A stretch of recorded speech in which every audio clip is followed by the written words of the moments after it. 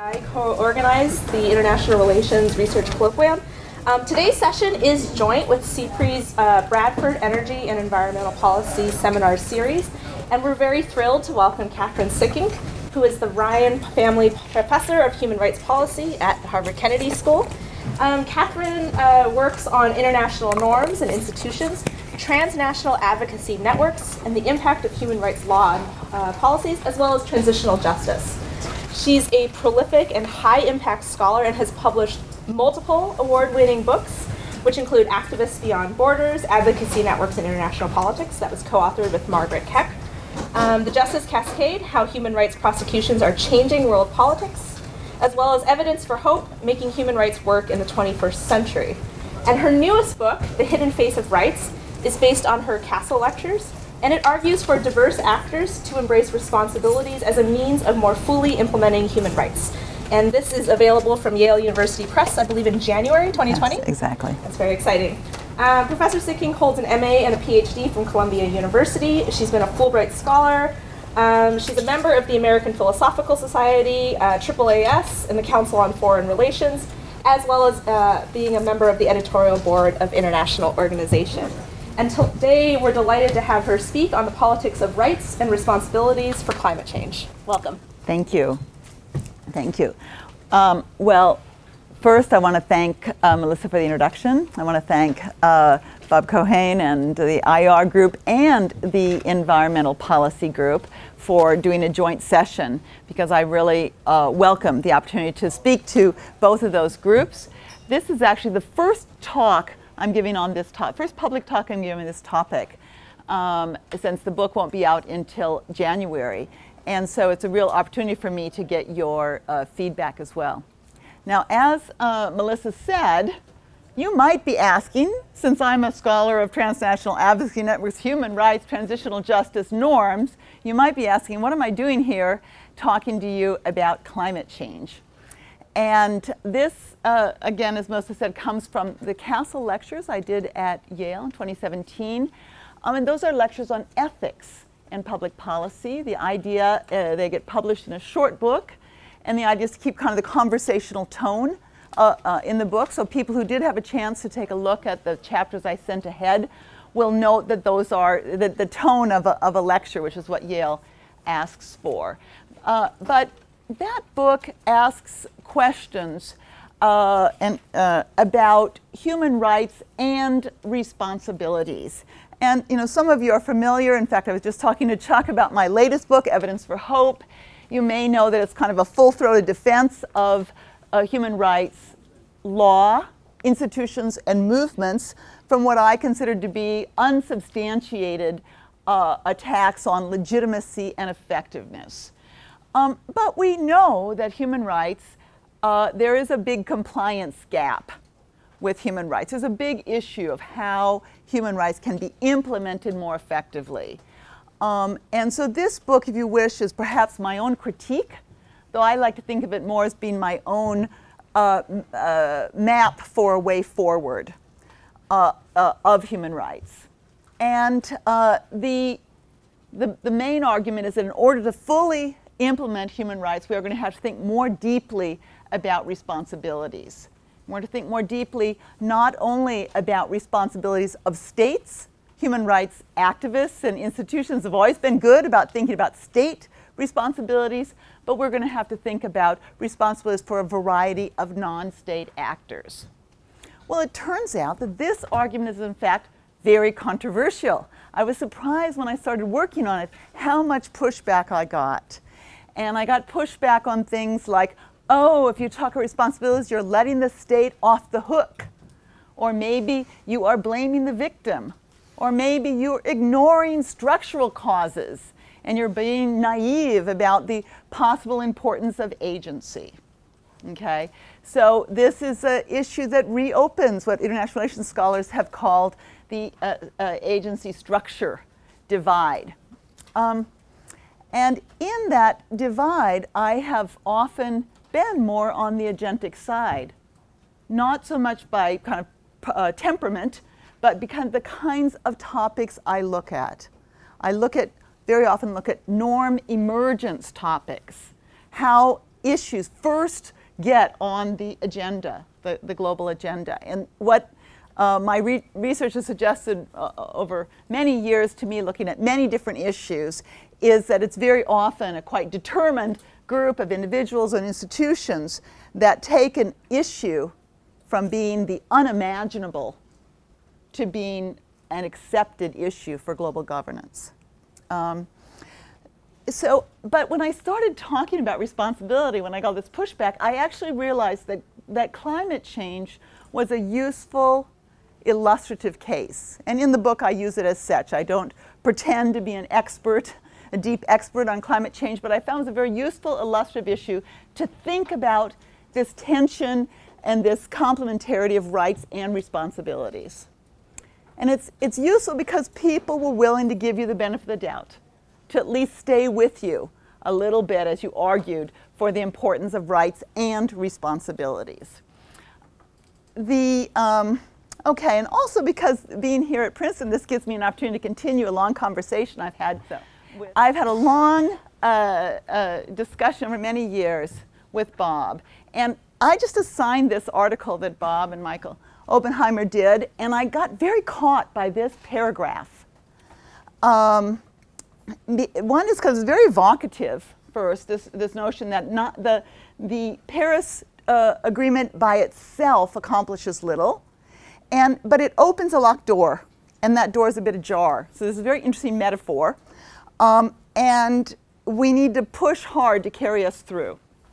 And so I guess what I'd like the question I'd like to ask in this talk is, at what point does the ability to push the door open connect to our embracing and practicing more responsibilities, non-state actors embracing and practicing more responsibilities? I have a couple of prior clarifications. Exactly because this is a controversial issue, I need to start out with some clarifications. First is, this is a book about rights and responsibilities, not about either or, okay? And it's about state responsibilities and responsibilities of non-state actors, okay? So the important words here you see are the ands, in the sense that so much of this issue gets framed in very dichotomous terms. Either we're going to talk about rights or responsibilities, but you couldn't possibly talk about both at the same time. Either we're going to talk about state responsibilities or non-state responsibilities. And so I want to insist that it's not only possible but necessary to talk about these issues together. Okay, so the climate change, or the environmental issue more generally, has been characterized for a number of years for attempts to frame it in terms of rights, okay? And that rights framing of environmental issues starts with rights of humans. So it's the humans have a right to a clean environment, humans have a right to a stable climate, but then it moves on to rights of inanimate objects. And this is the rights of trees. This is based on a famous and very well cited law review article on Do Trees Have Standing? We know that rivers actually have rights. The Ganges River in India actually has rights, and there have been efforts to extend it to other rivers, such as the Colorado. And in Latin America, the earth herself, Pachamama, is the Andean earth goddess, and the constitution of both Ecuador and Bolivia grant rights to Pachamama in the Constitution. So there are seats over here. People should please sit down. There's some seats up here. So there has been long been this effort to frame environmental issues in terms of rights. Okay. But climate change is a good example of how rights only gets us so far. And in this case, I would say not very far. And if we are going to talk about climate change, we're going to have to pretty quickly switch into a language of responsibility and switch into a language of state responsibility and non-state responsibility. Of course, corporations, but also other non-state actors and even individuals. But this is a language that for centuries, actually, the language used was mainly duties. Humans had rights, and states had the duty to respect rights. Over time, the term duties became, I don't know the right word, less used, maybe less fashionable.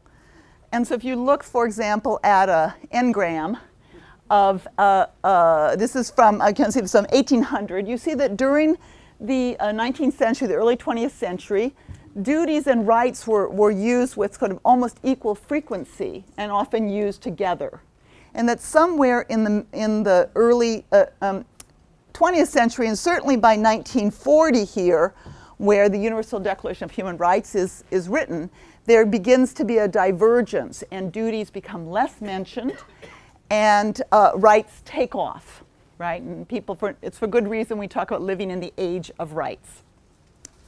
Now, there's a really cool historical story about this, which is how I got into this issue, that I don't have time to tell you right now. So I'm hoping someone will ask me during the Q&A period, because it has to do with the American Declaration of Rights and Duties of Man, okay, 1948, 8 months before the Universal Declaration of Human Rights. The Latin American countries with the United States gathered together and wrote the first intergovernmental Declaration of Rights, and it was called the Declaration of Rights and Duties of Man, okay? And then those duties did not go into the Universal Declaration. So that's a puzzle. We'll leave it to the Q&A. And then what's interesting is responsibilities kind of ease up here, edge up, but never really are important enough to quite take over the loss that's happened by duties dropping out of our discourse. But responsibilities is a better word to use, I've discovered. Duties are seen as old-fashioned, are seen as religious, are seen as excessively rigid, are associated with states. And responsibilities is a term that we in IR do use frequently. There's responsibility to protect, there's corporate social responsibility, there's the guiding principles on business and human rights, led by our colleague John Ruggie, my colleague John Ruggie, that talks about that corporations have responsibilities to respect human rights. And of course, in the area of the environment, there's the famous shared but differentiated responsibilities. So responsibility is a term that we do use a lot in IR, but we use it almost solely, again, to talk about state responsibility and corporate responsibility, not to talk about other non-state actors. And so when I turned to this topic, I found a very useful conceptual framework from Iris Marion Young, a political theorist, and this is in her posthumously published book, Responsibility for Justice.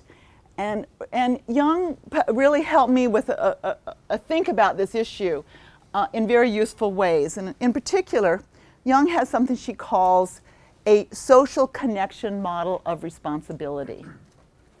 And she makes an important distinction between two models of responsibility: backward-looking responsibility and forward-looking responsibility. So Young points out, and correctly, that the most common usage of responsibility in our political circles is responsibility as liability. Who's to blame? Who can we sue? Maybe who can we put in prison? Okay? And that's very prominent in the human rights realm, partly because human rights institutions and movements are full of lawyers, and lawyers use the notion of liability, responsibility as liability, okay? Now, I'm not at all opposed to responsibility as liability for some human rights issues. You may remember I wrote a book called The Justice Cascade. It's all about the rise of individual criminal prosecution for mass atrocity. I believe deeply that some human rights violations, like mass atrocity, need to have a liability model. and it's entirely appropriate to think in terms of civil and criminal accountability for mass atrocity. But I would argue that most human rights violations are not well handled only by or mainly by liability. And I think that I can go as far as to say most environmental problems are not handled best only by or mainly by a liability model. Think about who's to blame, because it's backward looking, right? We need forward looking models of liability that ask not who's to blame, but what to do, and particularly what shall we do together. And this forward-looking response then helps us figure out what to do to address a violation or implement a right. And then the second, so this first distinction I think is very, very useful between backward-looking and forward-looking, and to be aware how much of a lawyer's mentality controls our debates over these issues. But then secondly, Young talks about a social connection model of responsibility. And by that she means everyone socially connected to a structural injustice and able to act needs to think about how to take responsibility.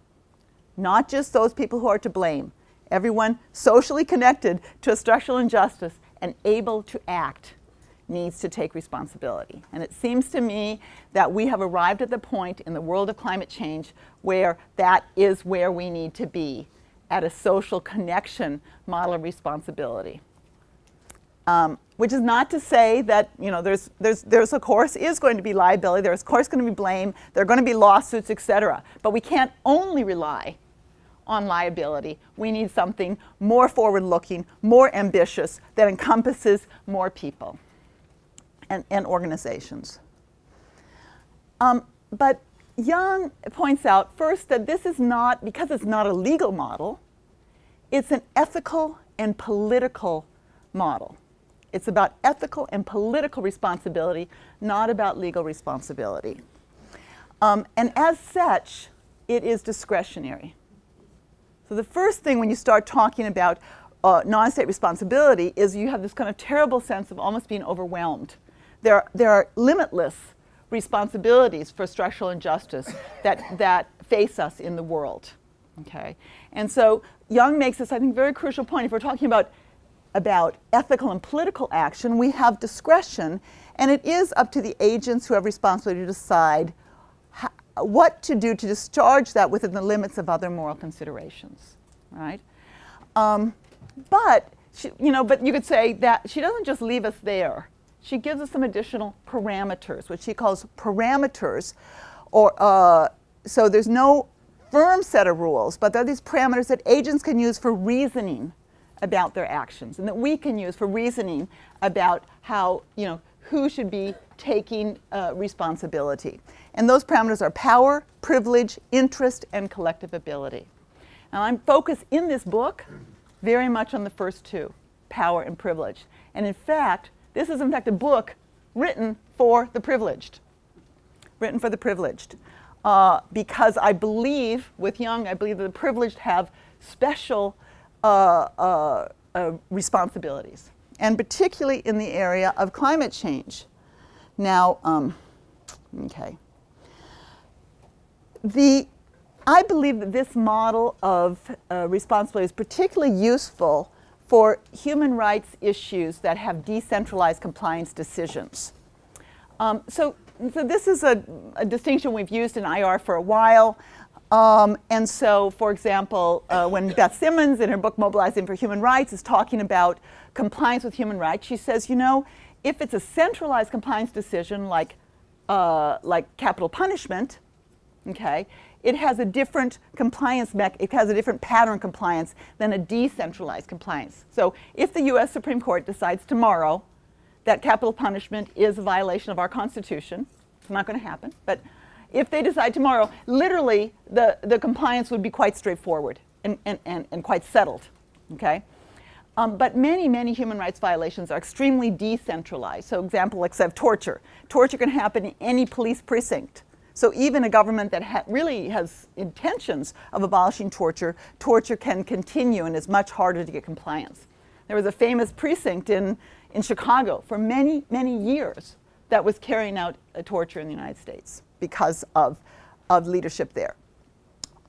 And so this social connection model responsibility is particularly useful for these decentralized compliance decisions because you need to get lots of people on board, including individuals.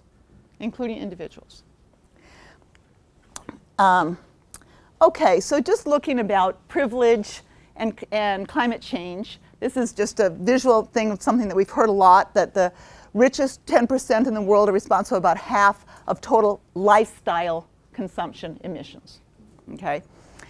And so it's, you know, we can make an argument based on data that the richest 10% in the world have unique responsibilities for climate change because they are involved in creating this large amount of emissions through their lifestyle. But many people go, yeah, those 10%, those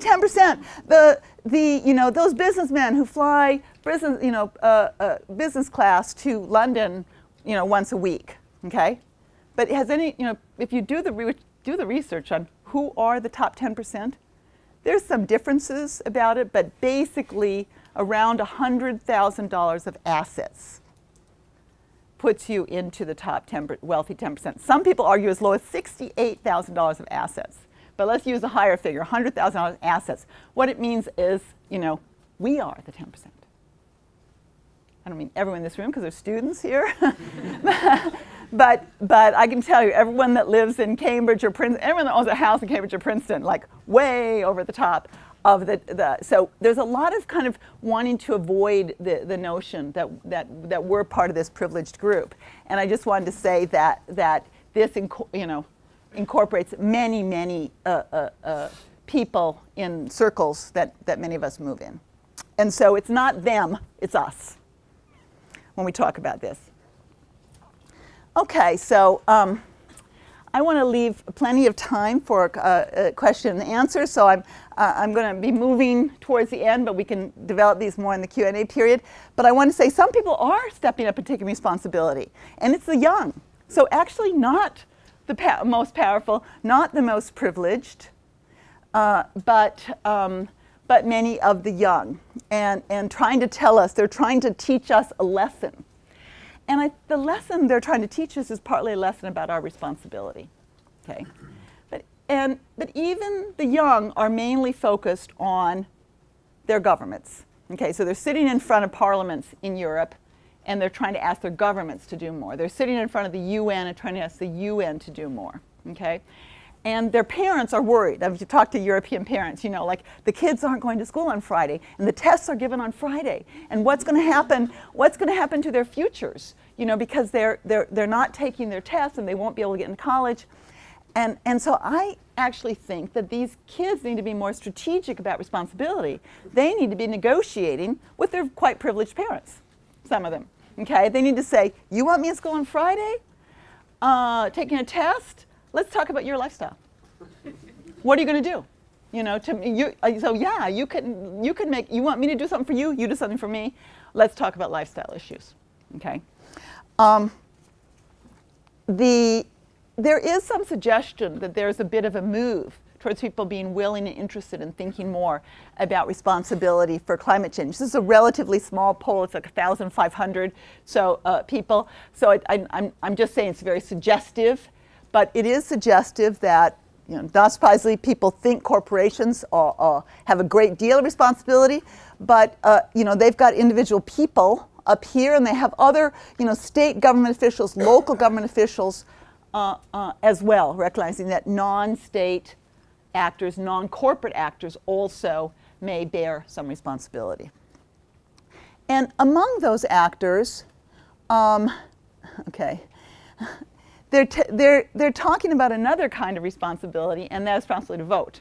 So I read one of the New York Times op-ed sections yesterday was about climate change. was it Jillian? Do people see that one? Jillian Gills? Anyway, and it literally at one point it said, the most important responsibility you can take for climate change is to vote. And coincidentally, it wasn't designed this way. The biggest issue in the book is about voting, responsibility for voting. Okay, so the biggest illustrative example I use in the book is responsibility for voting, especially about student voting. Another issue I'd love to talk about in the Q&A period. But it's interesting to me, I think that these issues are linked right now in the United States and around the world. We not only need to think about individual responsibility for climate change, but also responsibilities for voting. And we need to think about responsibilities in our universities, right? So when I say non-state actors, I'm one important non-state actor that all of us are connected to as universities. Divestment is one issue that's on the agenda. It's important. UC System, is just engaged in full divestment, and they've done it.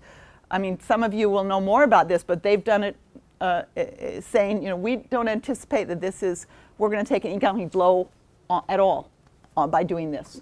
We're not doing it only for our beliefs, we're doing it because we think it makes economic sense as well. The problem with some of that divestment issue is people want to say that the only issue on campus is divestment. And I think it's one issue on campus we should be talking about. I think it's not the only issue on campus. And especially transportation decisions, I think, are very, very important, not just on campus, but everywhere. So at least in the US, emissions from transportation surpassed those of electricity in 2016.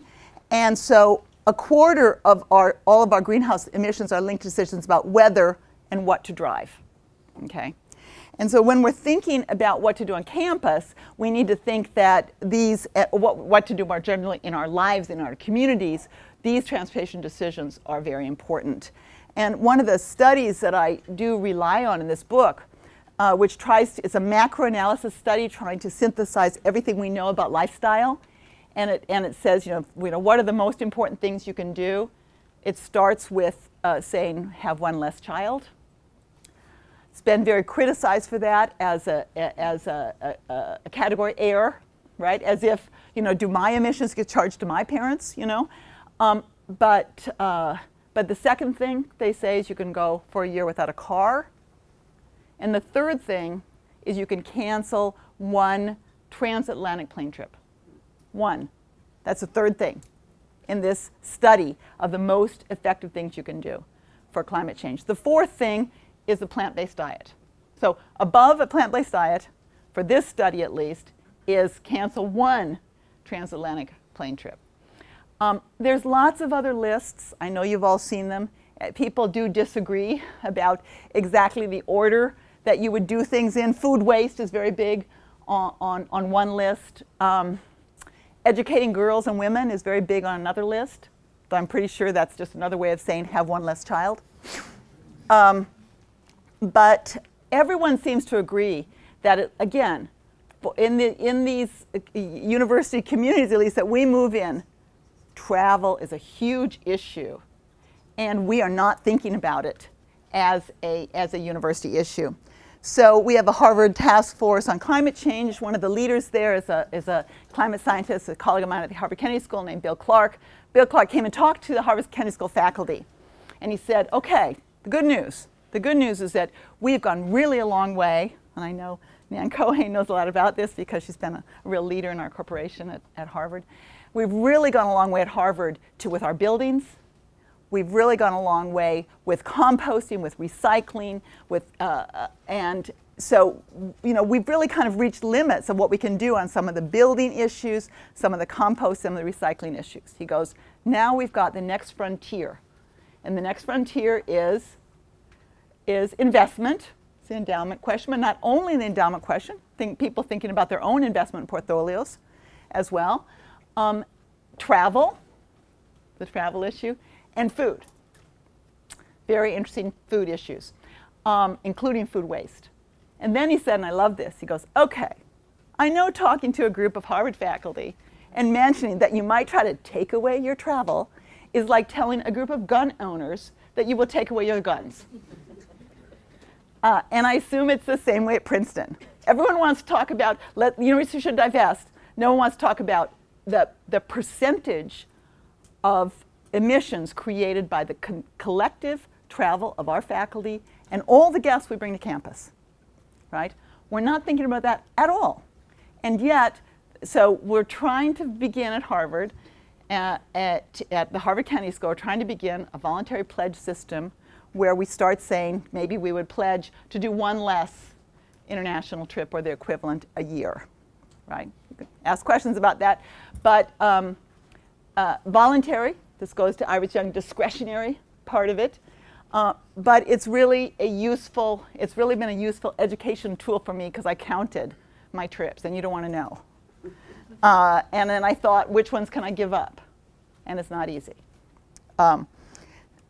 So I'm going to end with this slide because I want to kind of, so there's two big arguments that were made about trying to combine responsibility and rights. One is what's called a crowding out argument. This is from psychology. The crowding out argument is that if you choose to do one thing, it crowds out the other thing. There is some evidence from experimental studies in psychology that crowding out actually exists. These are mainly trivial studies, okay? You're asked to do a trivial task and it crowds out another trivial task. So there's not good research about, social science research about these kind of important issues that we're putting on the platter for today about human rights issues or about climate change issues. But so people are always making crowding out arguments to me. I know some of you will make them. I just want to say this, that, you know, it's a hypothesis. Crowding out's a hypothesis. What kind of evidence do we have? It's not clear at all to me that by paying attention, let's say, to my own travel, I'm somehow not going to pressure my government to change its policies, okay? I think it's equally plausible that exactly because I'm paying attention to my travel, I'm more likely to lobby my government for change. So I'm suggesting that there's a second explanation, which is they're mutually reinforcing, that people who learn more about issues through thinking about their personal emissions are more effective when they start talking to their governments or to corporations. Now, what would be the mechanism for being reinforcing? And this, again, a conversation I had with Bob yesterday. But one is, and he made the identity argument, and one of them is we have an identity. Maybe you have an identity as an environmentalist. You know, if you have identity as an environmentalist, it's not clear why, if you pay attention to your personal travel, you necessarily are going to be oblivious in lobbying your government. But another possible one is the one that I made, was the information one. I like this, that I made the neoliberal argument, he made the constructivist argument, is an information. As you begin to try to figure out more about your personal carbon footprint, you get a lot of information, actually, about climate change. And that information is a really useful tool to you in all of your lobbying in the world. So I'm going to end with this slide, and I very much welcome all your comments and your questions. Thank you.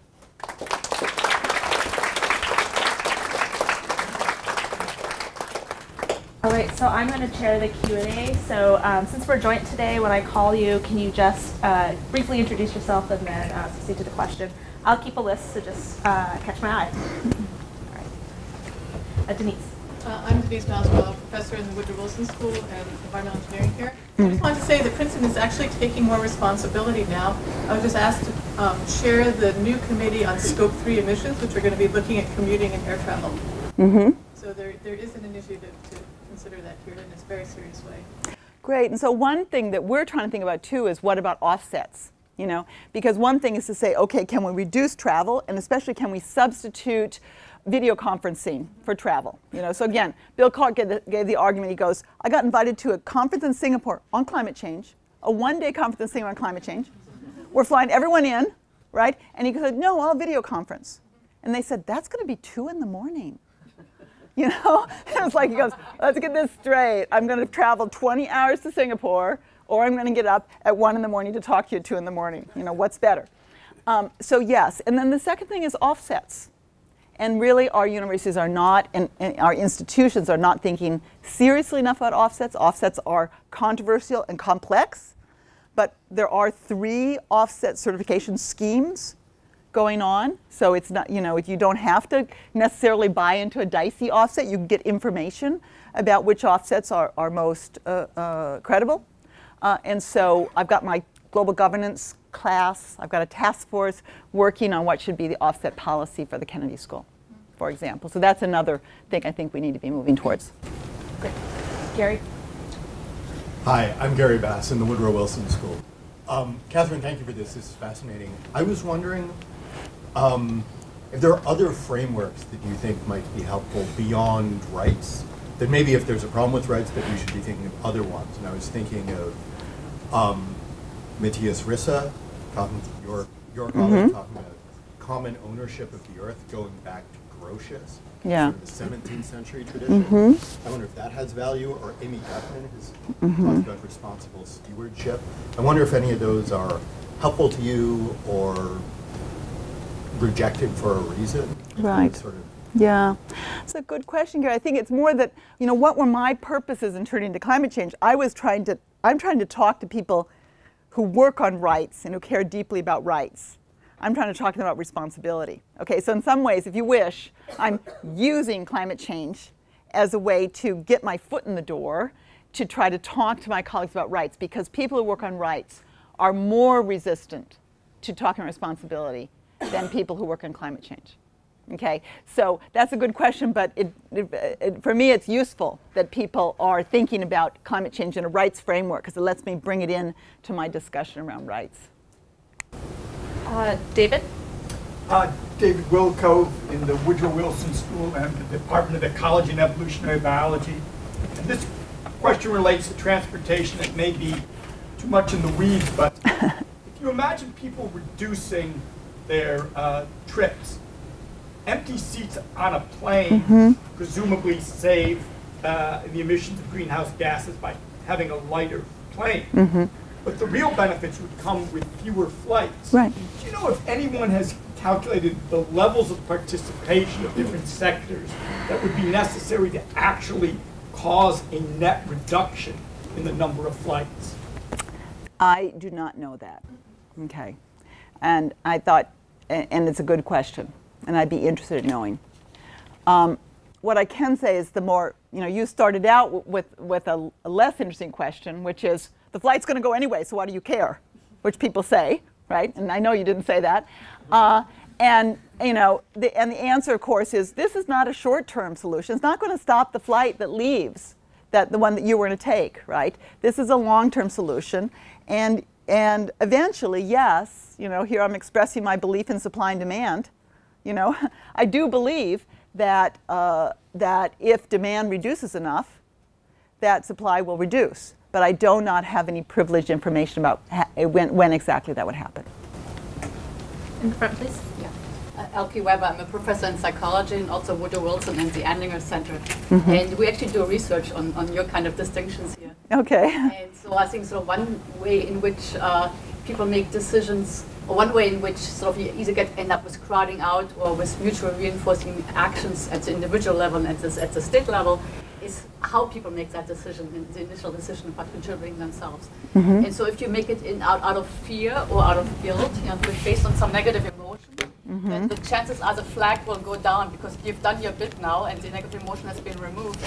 And the next time around, you're not going to necessarily vote for state action.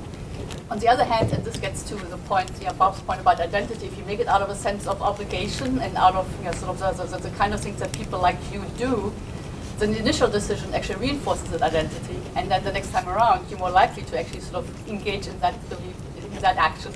And so it's mutually reinforcing. And then the last one is if you just make decisions in a cost-benefit way, calculation-based, which sort of most of the economists assume things are happening, then it depends very much on sort of whether you think the two actions are complements or substitutes. And if you think they're complements, obviously if you've done your bit here, the state doesn't have to, or vice versa.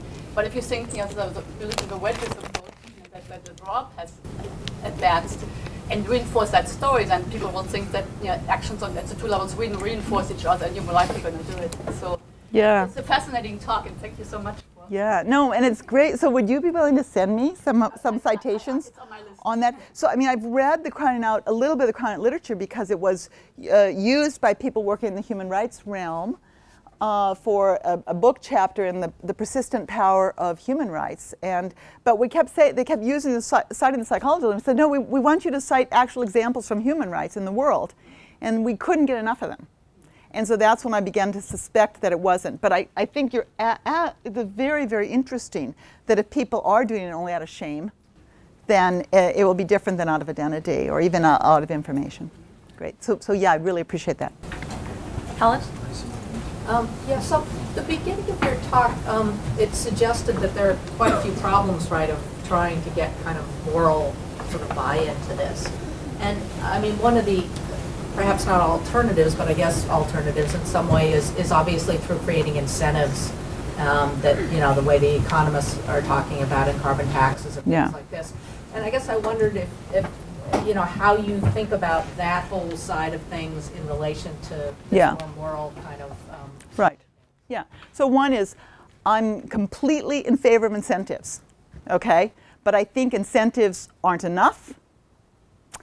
And I think that that we need to create a movement, even a movement for incentives, right? How are we really going to get this carbon tax? And we don't have a movement for incentives. And our legislators are listening to what people say, and people aren't talking to them about it. And so this is not an anti-incentive notion, but it's very often we get the votes for incentives because people are mobilized. And people are starting to mobilize. I think, put it this way, I think we're at a moment here, I think we're at potentially a moment where there is some norm tipping that could happen. And the question is, what's going to kick the door open? What's going to kick the and let us walk through? And I'm just suggesting that this kind of norm campaigning and taking responsibility is leading to movements is something that could push that door open and help us get other things that we need, like better incentives. But I mean, just to follow up, I mean, the people who don't believe that climate change is human induced, right? They're not going to believe it's their responsibility, and they're a large portion of the people who sort of don't want to do anything, right? So I don't see how this mobilizes a good proportion of the opponents of doing it. So no norm campaign is ever a majority campaign. So the groups that ended slavery, and you know, we had this argument a long time ago on slavery. I don't know if you remember.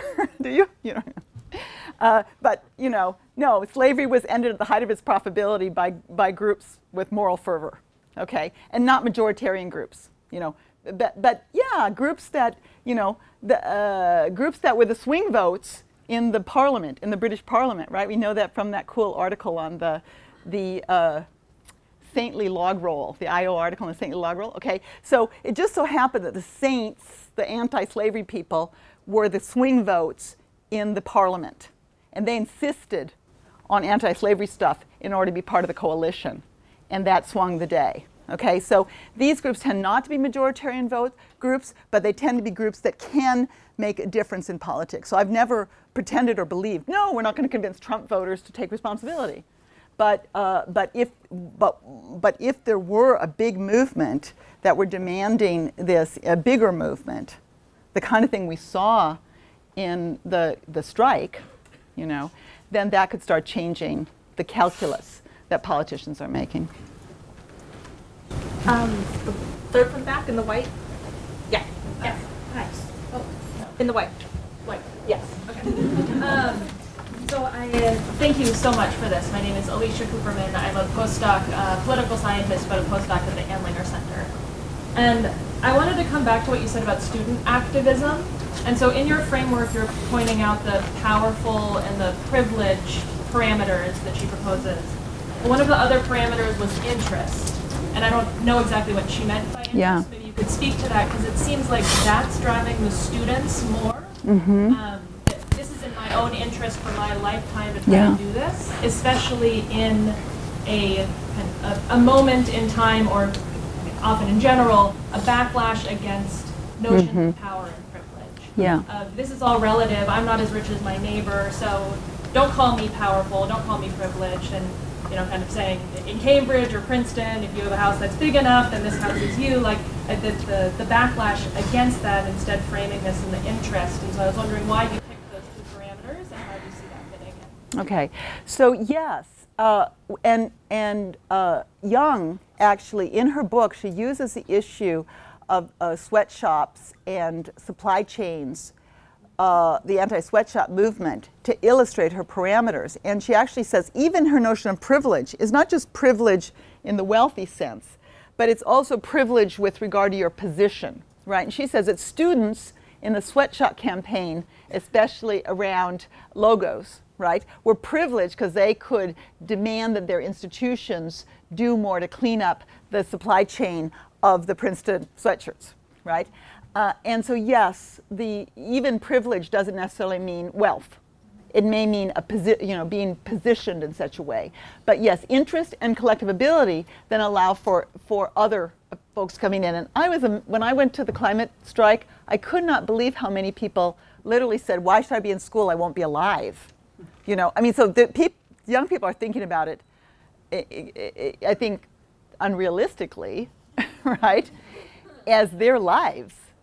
I mean, their lives will be affected by climate, by climate chaos. We already are affected by climate chaos, but they were thinking of kind of life and death terms, and so they do make an interest argument that's also been powerful. Yeah. Rebecca. Rebecca Perlman, Politics in Woodrow Wilson School. So you showed the funnel, those very compelling funnel of individual choices that affect climate change. But I guess I'm wondering how much do personal decisions actually affect overall amount of emissions? And if I'm kind of guessing that's like a small percentage of like the problem, is focusing on personal responsibility, which admittedly, I mean, I agree we all have responsibility, but is focusing on that kind of emphasizing the wrong piece of this to some extent, if really what we need is changes in technology and changes to companies' behavior. Yeah. So the first thing and this is why I was talking about the forward-looking model is what we can do together. No one's talking about, I'm going to sit in my house and I'm going to make my choices about, and I'm not going to tell anyone, I'm not going to organize, and I certainly wouldn't be part of a social movement.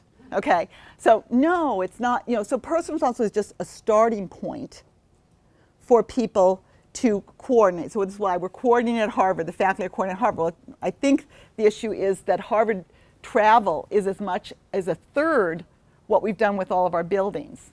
So we could do all of our buildings, but if the faculty refuse to talk to one another and think that their travel might be linked, we can't take the next step. So it's the personal issue is part of linking you to a movement. And again, I don't think these are mutually exclusive. It's not a crowding out, oh, if I make a personal choice, I'm less likely to link. No, if I make a personal choice, I'm more likely to link. Like, I want to talk about voting. It's a voting issue, right? The voting issue is a personal choice in the ballot box, right? But what guys know, student voting, that we just got the NSOLV data back in. So we got really good data about student voting in the 2 midterms. Student voting in this country, on average, doubled between the midterms of 2014 and 2018. Okay, and it doubled because individual students cared, but because students and faculty and administrators organized together to create structures to make it much easier for students to register and vote. Okay, and we know the best way for students to mobilize fellow students is to have a party. Like there's good research on this actually. If you have a party and you make a plan to go vote together, much better effect for mobilization than shaming someone. Okay, so yes, all of this is about how you connect personal to collective action, and that's the link. But that's the way collective action works, right? It works bottom up, not top down. Andrea? Yeah. I'm Mary, and I'm a postdoc at the Woodrow Wilson School. I wanted to go back to the activists. Because when I've talked to folks at Amnesty International about the non-state actors that are involved in the compliance process, there's a lot of pushback, and you touch upon it a little bit in your in the chapters. But I was told, oh, we can't say that to a corporate, like we're going to get sued by this corporation, or or this or that, and a lot of strategic reasons to target the state, and we know that works. Sometimes when it's part of their strategy. So what do you say to them? And I was wondering just if what have they said about this? No, so human rights activists mainly don't like what I'm saying. Okay, And it is because they're afraid of this thing. They're afraid of taking the emphasis off the state. We're going to let the state off free if we talk about anybody else. Okay. Second, there's this issue kind of frame of a fear of blaming the victim. The human rights movement hates to blame the victim.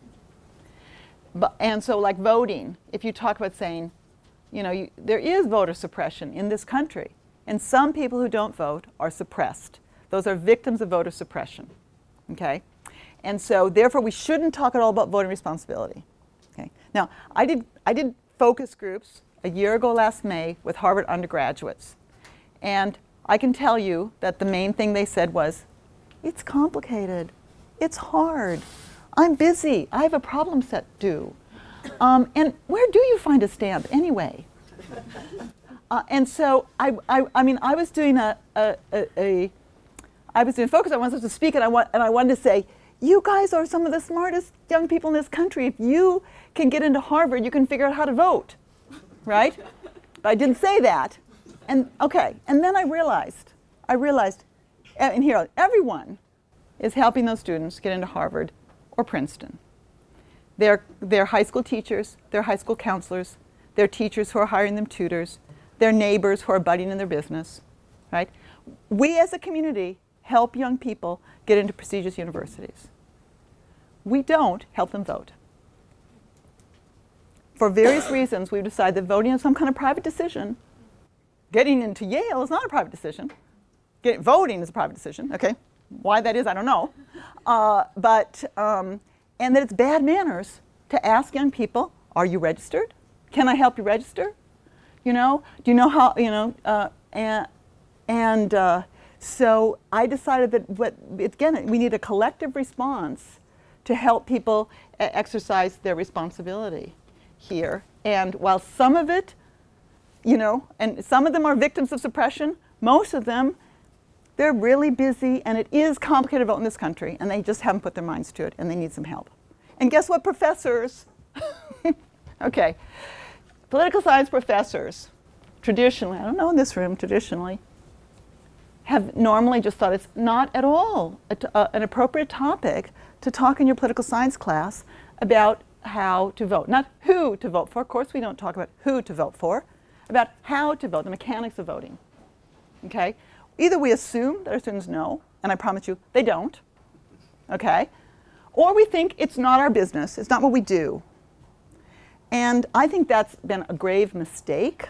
I think it is our business. I think defending democracy, defining democracy, and explaining the mechanisms through which our system, through which elections take place in our system, is just bread and butter political science. And everybody, including international relations professors, should be talking about it. The impact the United States elections have on the world is huge. We should all make sure our students know what they have to do in order to vote. In the red, next to Mitchell. Sure. Hi, my name is Elizabeth Bowman. I'm a postdoc at the Department of Politics and the Liberal Center for Peace and Justice. I was going to ask you a question about this link between student voting and climate change. You really started to elucidate it. I was curious about this question of student voting, and if it's an issue of, having the stamp to do international, to do like an absentee ballot in where you're, if it's an issue of mobility. Yeah. And being, you go to a different state or a different place in the country than where you're from, and if there's questions of residency, where you're from versus where you are right now, and if there's ways to address that to potentially increase student voting around the country. Yeah. So yes, the biggest explanation for student low voting rates, students vote at the lowest rate of any group in this country. The biggest explanation is mobility. So it is hard. Absentee voting is complex in some states. In Tennessee, for example, you have to request your absentee ballot in person. And so if you've already left for college, then you've just been suppressed. But there are things institutions can do. That's the thing. So, for example, at Harvard now, when they send them out that summer message to the new incoming freshmen saying, oh, by the way, bring extra large sheets, for the dorms. They say, oh, and by the way, if you want to vote absentee, you should handle that before you come to college. It's like way more important than sheets. But we haven't been putting it on our summer lists to our students, and we should. The National Education Act of the United States, which authorizes higher education, the National Higher Education Act, requires institutions to make a good faith effort to make registration materials available to students. And we are not making a good faith effort. This is not partisan. This is we're fulfilling our obligations under the National Higher Education Act. So yes, residency is a big issue. So the way Harvard's doing it now is you register when you go in to register for classes, you register for classes, and then you get a window that says, by the way, while you're registering, do you want to register to vote? And that bumps you into TurboVote. TurboVote is the best platform. It's developed by Harvard Kennedy School students for online voting. And you can register in Massachusetts, or you can start the process of registering anywhere in the country for absentee voting. Okay? And we boosted 9% between 2012 and 2016. We boosted our voting rate 9% using those kinds of things, our Harvard voting rate. And now the latest is Northwestern University has, I think, the highest in the country. 64% of Northwestern students voted in 2016. So that's what can be done when an institution puts its mind to it. You know, it's not that Northwestern students are more committed, it's the institution put its mind to it. Okay? And so we've just now done another thing we learned from Northwestern, which was when the students come to get their ID cards, there's a table where they can also register to vote. Okay, so it's kind of one-on-one. You can get one-on-one counseling. So I just think people have to, if you care about climate change, you should step forward and be thinking about how you could do a better job with, because our students care about climate change. Many of them care deeply about climate change, but we could do more to help them be able to exercise their interests. Here in the front, in the corner. Yeah. Did you have your hand in the Oh, desk? I did, yeah. Hi, my name is Carla. I'm just a lowly master's student here, but I'm also a dual degree with Harvard Law School. My question was, your argument sounds a lot like a sort of lean in for privileged people, like a noblesse oblige in trying to promote the environment. And I'm wondering if you've thought about how this argument would gain traction outside of academia, and to those who aren't in the top 20%, this idea that they have to take more responsibility for their personal lives. Well, when I'm making it to privilege people on purpose, and I do think that in many parts of the developing world that are going to be more affected by climate change than we are, I do think that this would be very welcome, that privileged people are stepping forward to do more.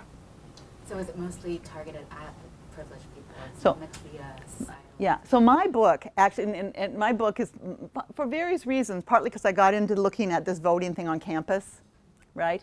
And my editor read it and he goes, this is a book to privileged people. You should just come clean. And then I realized that, yes, that Young's parameters, it makes entire sense. It's not because I think privileged people are better or more important or whatever. It's because they need to hear this. We need to hear this. We need to hear this. And we have special responsibilities. And so I don't think, I'm not sure if I'm not sure that that it would offend others. Is that what you're suggesting? No. I'm just curious what your whether you did mean for it to be targeted to privileged people, or if you mean for this to be a larger movement where everyone should take some small responsibility and just change the way they think about privilege. Okay. So something I haven't spoken about yet, but another piece of the book is actually revisiting Weber's The Ethic of Responsibility, from Politics as a Vocation. It's very interesting to go back and reread Weber on the ethics of responsibility. And so the ethics of responsibility versus what he called the ethics of intention, right? And what he said is it's not enough just to do the right thing, what you think is the right thing. You have to do something that you actually understand will have the intended outcome. Okay? In other words, you have to think about consequences. He's not a consequentialist, but he's asking you to think about consequences. Okay, and so he says people act with a pure flame of intention, but sometimes they're doing things that can be counterproductive. And so I'm speaking to people and saying, once you decide you need to do something, you should do something that you have some evidence will actually contribute to change, which is why I'm harping a lot on this issue of travel. Okay, because there's a lot of evidence that there's a lot of change in that area possible. Okay, and so anyway, I think it's important that that people not only think about that they should do something, but that they should do something that's effective. And I think this group of privileged people are more able to be effective because we are such huge consumers and such huge producers of emissions. Grigo. Grigo Pobelikish, Politics and Woodrow Wilson School. Thanks so much. This was fascinating, and it's actually been sort of personally edifying at some level. I'm surprised nobody's brought up Greta Thunberg so far. But one of the things that I've been having discussions with my children who are 10 and 12, and who have basically taken up this thing of you guys have screwed up the world for us. Right? Yeah. So it's very much sort of couched in this in a sort of rights framework, right? We have a right to a world that's not going to blow up on us, and you have messed it up for us. And my response is, wait, you have a responsibility as well. Do you think about the fact, whenever you buy something, whenever you do it? And what's interesting with Greta, right, is that she has this responsibility aspect where she says, I took the boat, I didn't fly. But I wonder if you have a sense of how, we need to, there's a socialization aspect, and these things tend to be easier for younger people. How do you see this responsibility component working with younger people, and what is it that we can do to promote this in addition to the rights based? So I think that young people are stepping up and taking responsibility, but I also think that they, yes, they're consuming. They're not consuming anywhere near what we're consuming, and so I actually I want someone to take me up on this bargaining with their children issue. So maybe you will. Okay, I think one should say that it's amazing, terrific, you guys are taking responsibility. Okay, you should think about your own purchasing. But to tell the truth, in this family, I'm the one who's producing more emissions than you are. So you should be bargaining with me on this. What can I do? What can we do to respond to the responsibility you're taking? Well, let's take them at face value that this is an amazing way they're stepping up, and let's not just lecture them.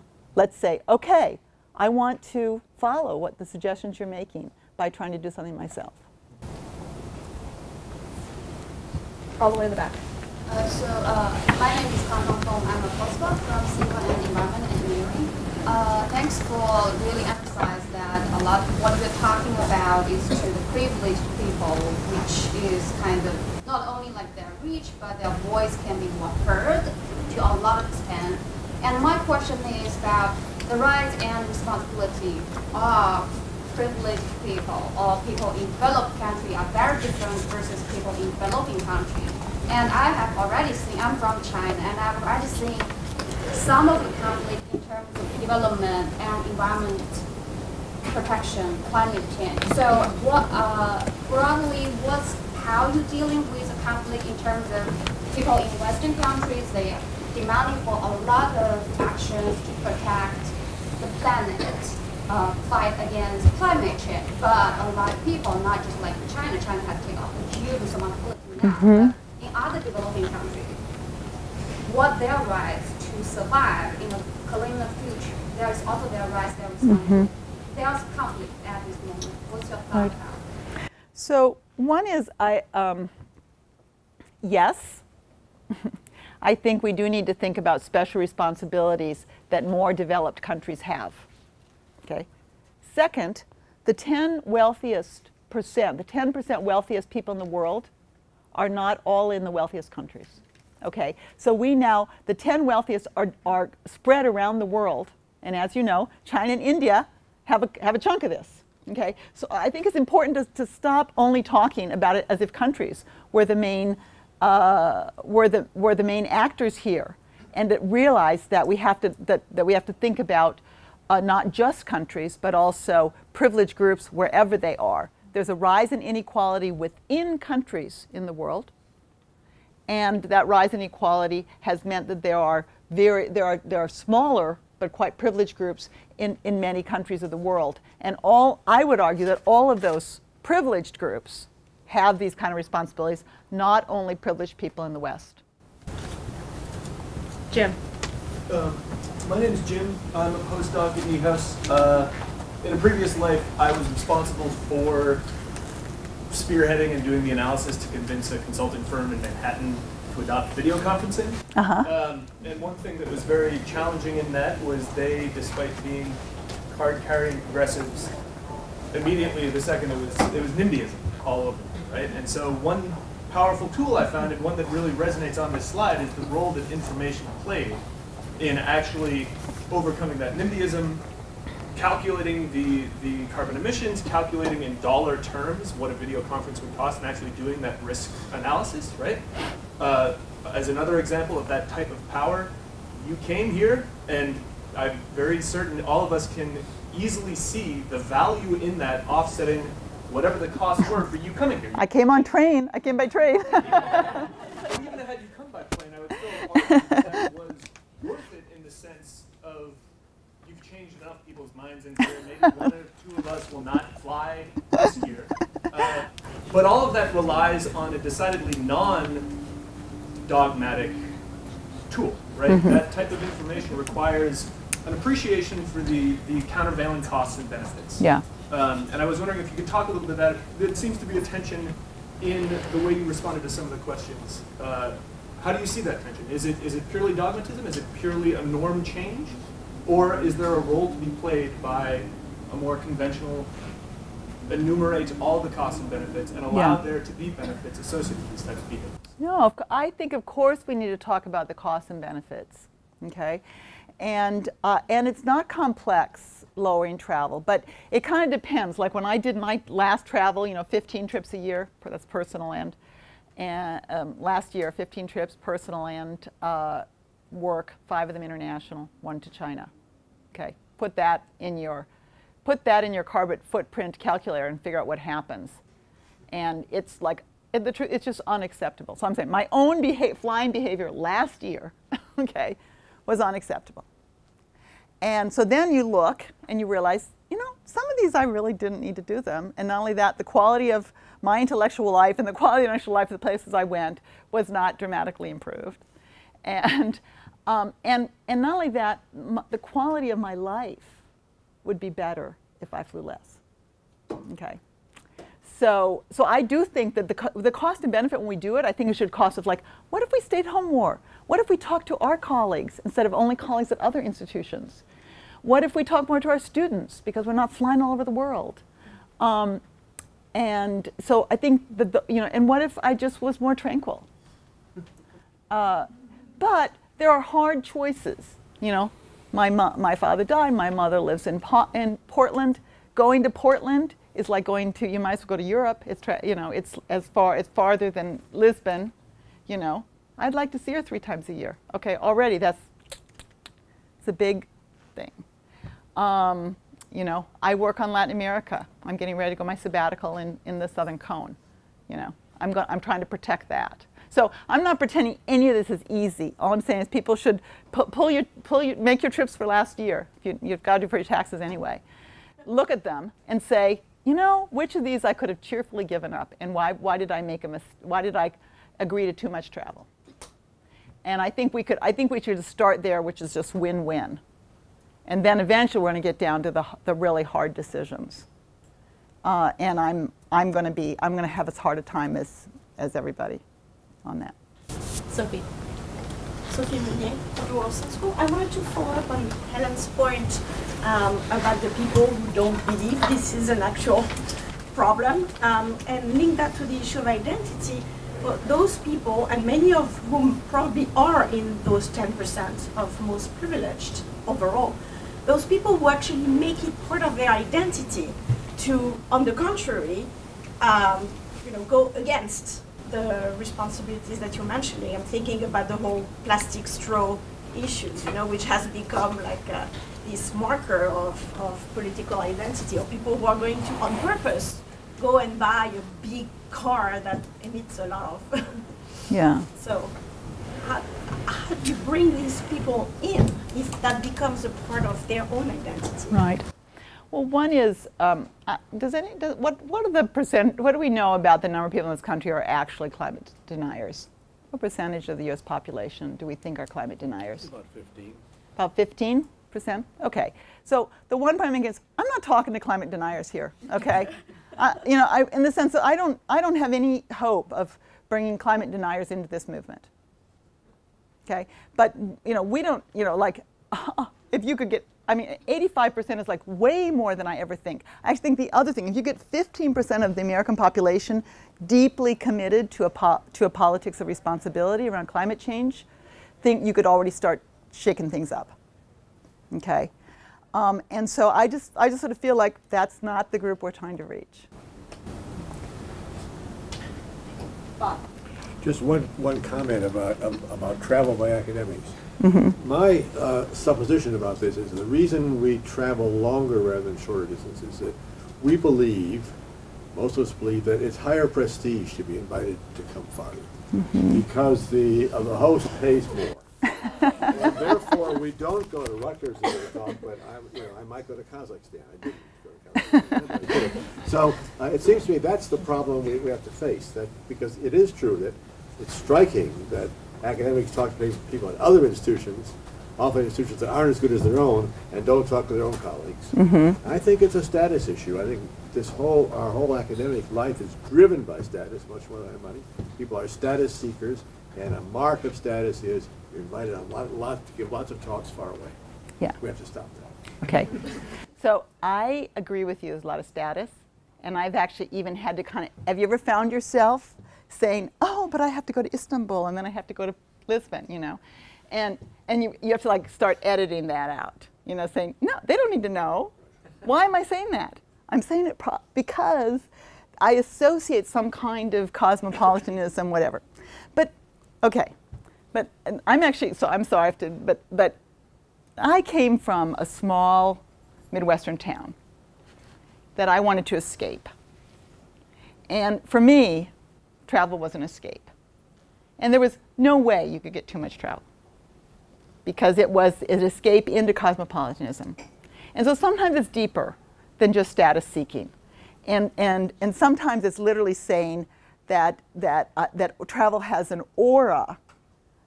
I wanted to be a tour guide of the UN too, When I was a kid, I said, I just want to do something cosmopolitan. And so, yeah, and then sometimes there's, I was an international relations scholar. I'd never been to China. I got invited to go to China, and I thought, I don't think I can be an international relations scholar and never, ever have been to China, so I went. But then there's obviously diminishing returns, right? So I agree with you about status, but I think we have to give people the benefit of the doubt that sometimes other things are happening.